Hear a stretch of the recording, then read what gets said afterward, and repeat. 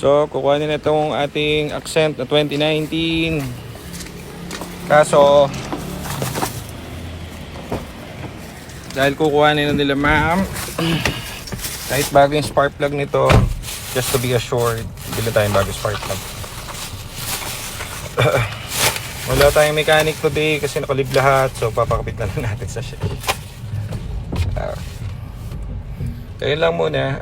Then si driver natin for today, si Aljon Boy. Shoutout Aljon Boy. Shoutout po, good morning. Good morning. Yes. So, ano daw yun? Tinatanong ni ma'am. Ano po yan? TV box. Nakita nyo naman, may TV box pa. Saan ka pa? Ngayong Domingo ba tayo, boss? Oo. Sa kahit ano lang, Shell or petrol. Pakabit lang natin spark plug para sureable. Ganda pa. Ganda na itong unit na to. Fields brand new. So, tinakbo lang nito guys is 47 legit. So, alam niyo naman, na-review na natin ang Accent sa pinakamatibay at pinaka-reliable yan sa dito sa atin. Tapos, kompleto na rin siya. Naka-mags, naka-TV. 300. Palit spark plug. What do you buy? Aljon.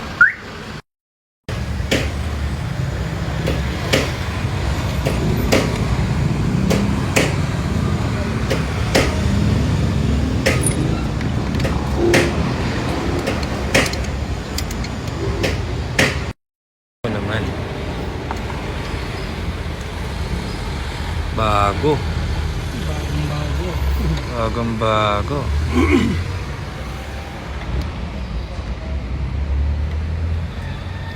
Ito lang ang pinalitan, HID. The rest, all brand new. Riwa.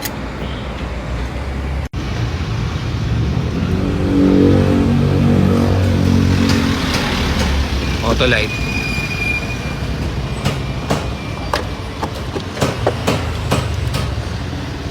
All stock.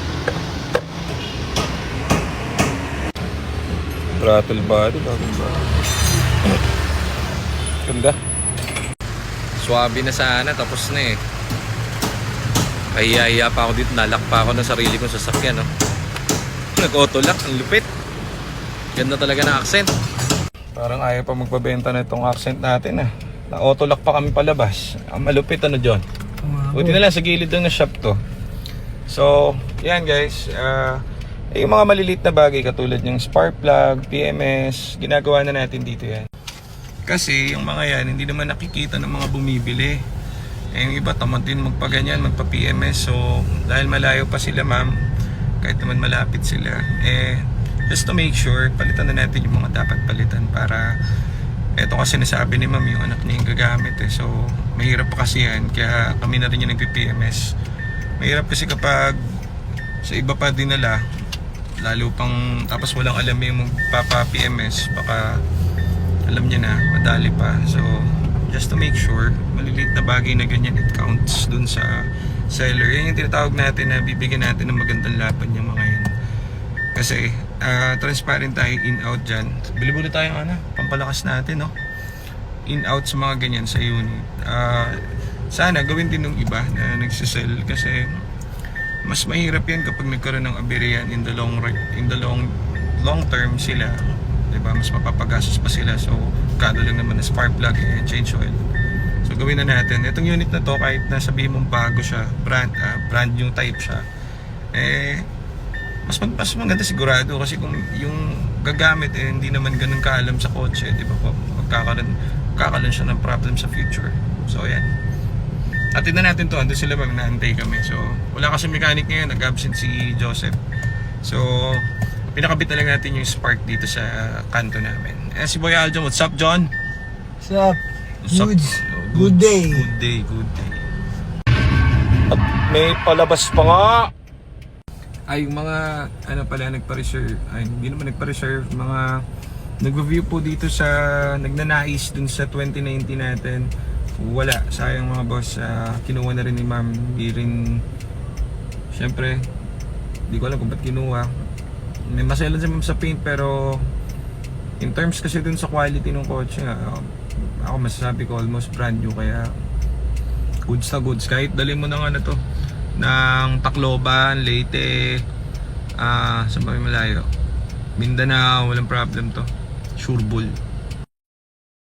Mga TPL po yan, yung mga lahat ng dating mga TPL, yung dating registro, So, ito sila ma'am, galing pang Pangasinan. Ito yung accent nila. Malupitang accent. Na 2019, wala na, iyak na yung mga nakaabang. Pero okay lang yun, magkakaroon pa naman tayo next nito. So, abang-abangan nyo lang.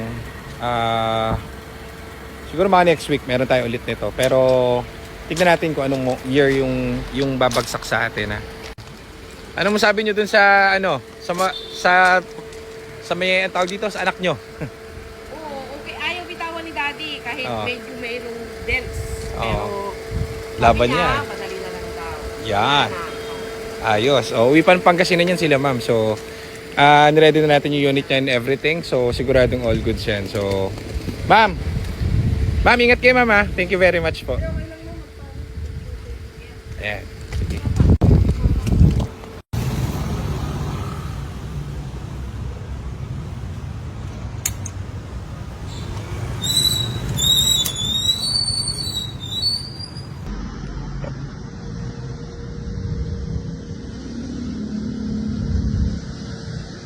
Ingat po, thank you po.